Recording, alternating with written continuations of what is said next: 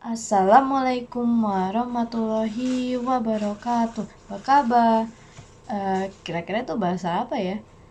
Ya, sekedar info aja ya teman-teman. Itu tuh bahasa Minang atau Padang yang berasal dari Sumatera Barat, juga sering digunakan oleh suku Minang.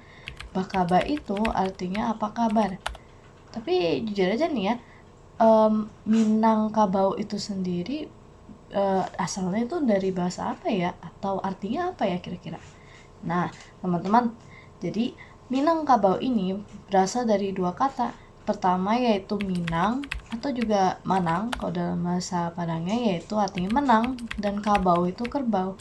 Tapi ya kenapa Minangkabau atau Manangkabau? Emang artinya menang kerbau? Kerbaunya menang apa emangnya? Pancol gitu? Ya sebenarnya enggak juga sih, karena semuanya itu ada asal usulnya. Kisah di Sumatera Barat pada zaman Majapahit itu ada sebuah kerajaan bernama Kerajaan Pagaruyung. Kerajaan Pagaruyung ini memiliki seorang raja yang sangat bijaksana dalam mengambil keputusan, karena beliau selalu memikirkan keselamatan rakyatnya dahulu. Nah, suatu hari ada pasukan Majapahit yang mendatangi perbatasan Kerajaan Pagaruyung.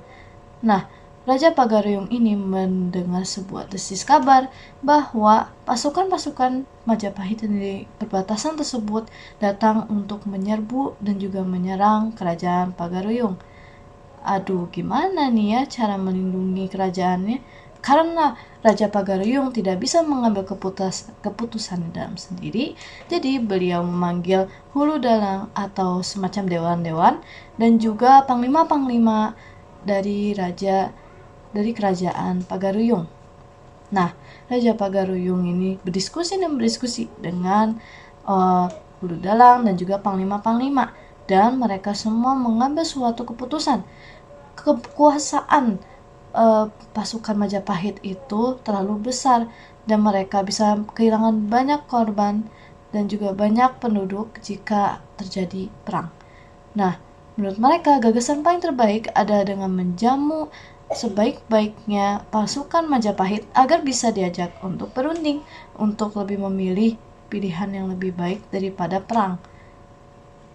Raja Pagaruyung mengutuskan putrinya untuk menjamu pasukan-pasukan Majapahit dengan jamuan yang terenak dan juga didampingi oleh dayang-dayang yang cantik dan jelita dari istana. Nah, pasukan-pasukan Majapahit ini bingung. Kenapa ya kita mau menyerbu kerajaan tapi kok malah dijamu dengan enak? Ternyata pada akhirnya putri mengatakan bahwa Raja Pagaruyung meminta pasukan Majapahit untuk datang dan menerima undangan ke dalam istana. Nah, mereka terima saja, karena apa salahnya, kan malah diundang menjadi tamu terhormat. Nah, ketika sudah diundang, Raja Pagaruyung menerima dengan baik pasukan dan juga panglima Majapahit. Tapi tetap saja Panglima Majapahit tidak bisa mengubah tugas yang diberikan dari Raja Majapahit, bahwa Panglima Majapahit akan tetap menyerbu dan juga menyerang Kerajaan Pagaruyung. Tapi Raja Pagaruyung memberikan usulan dengan mengadakan adu kerbau. Adu kerbau itu sebagai pengganti perang agar tidak menyakiti rakyat-rakyatnya. Dan jika pasukan Majapahit kalah, pasukan Majapahit bisa kembali dengan damai. Nah, sang panglima perang memilih kerbau yang sangat kuat dan juga besar. Nah, pasti kalian juga mikir kan, Raja Pagaruyung juga bakal milih kerbau yang sangat besar atau lebih besar dari punya sang panglima. Sebenarnya gak juga sih. Justru Raja Pagaruyung berpikir bahwa mengadukan anak kerbau yang sudah dipisahkan dari induknya 3 hari dan dalam keadaan lapar, juga dipasangi oleh besi runcing di tanduknya, akan memenangkan peraduan kerbau dengan kerbau panglima yang lebih kuat dan ganas. Loh kok gitu sih? Bukannya bakal si anak kerbaunya kalah? Kalian salah kalau misalnya kalian mikir sang anak kerbau bakal kalah. Justru karena sang anak kerbau itu kelaparan dan juga mengira bahwa kerbau yang ganas itu adalah induknya, anak kerbau tuh malah berlari dan mencoba untuk menyusui dari kerbau yang ganas itu. Nah, karena di tanduknya ada besi runcing dan dia melompat-lompat untuk meraih ya perut kerbaunya, perut kerbau yang ganas dan kuat itu malah tertusuk berkali-kali dari besi runcing dan malah mati. Dikarenakan itulah Raja Pagaruyung menang dan pasukan Majapahit tertunduk lesu karena kalah. Bukan dari adu kerbau, tetapi adu akal dengan Raja Pagaruyung yang sangat bijaksana. Nah, menurut kalian, moral apa yang bisa kita dapatkan dari cerita rakyat asal-usul Minangkabau ini?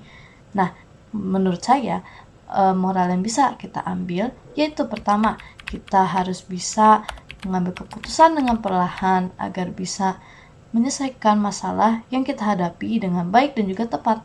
Nah, terima kasih sudah mendengarkan cerita asal-usul Minangkabau saya dan juga semoga kalian menikmati dan juga mendapatkan hikmahnya. Ya, wassalamualaikum warahmatullahi wabarakatuh. Sampai bertemu.